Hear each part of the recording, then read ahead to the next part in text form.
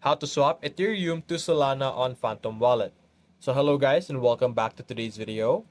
First things first that you need to do is of course to be able to get Ethereum into your Phantom Wallet. So simply click on Ethereum over here and click on receive. Simply share your QR code or your address, wallet address to platforms that you want to get Ethereum from, for example, Binance.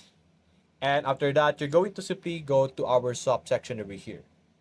Simply have Sol over here on the UPay section and simply select Ethereum over here under our you receive.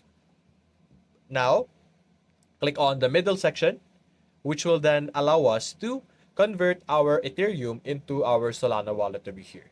So typically in this section, if you have the asset inside of your wallet, it would appear over here. But for me, I don't have any, so it's not appearing. But you're just simply going to select Ethereum, and then you can simply select how much you want to transfer. You will be able to, or swap by the way, and you will be able to see a calculation here on how much SOL you will be able to receive.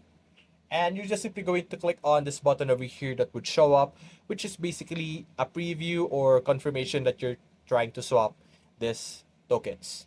So that's basically it guys. If you enjoyed this video, leave a like and subscribe. Thanks for watching.